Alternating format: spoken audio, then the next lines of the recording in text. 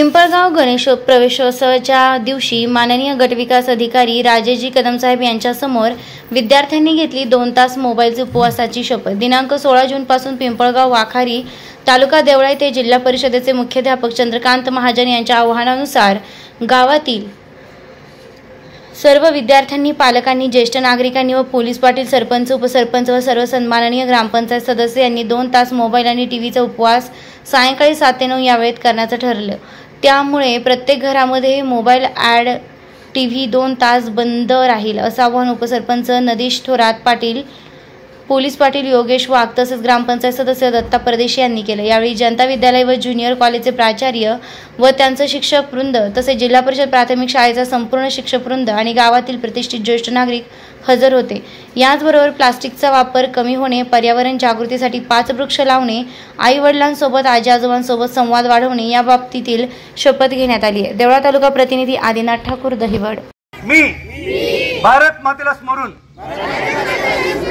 छत्रपती शिवरायांना अभिवादन करून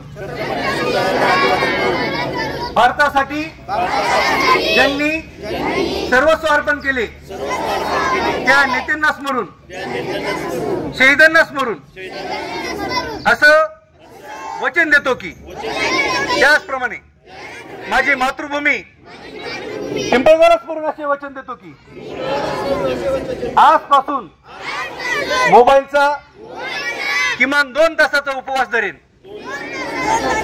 संध्याकाळी 7 ते 9 या वेळात पिंपळगावात कोणत्याही घरात टीव्ही, मोबाईल किंवा तत्सम वस्तू वापर करणार नाहीत।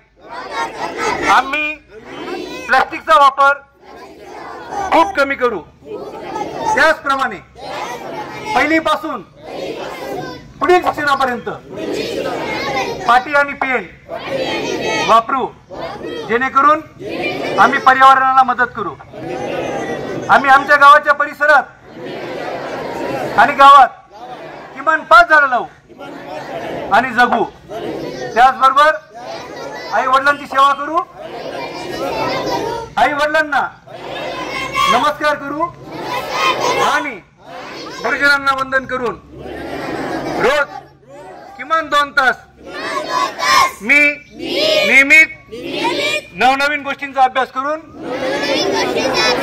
पिंपळगावच्या विश्वाला विश्वात घेऊन जाईल। हा विश्वास, हे अभिवचन मी ग्रामदैवत खंडराव महाराज, नर्मदेश्वर महाराज आणि सरस्वती माता यांना वंदन करून मी आजचा भावपुष्प अर्पण करीत आहे। जय हिंद, जय भारत।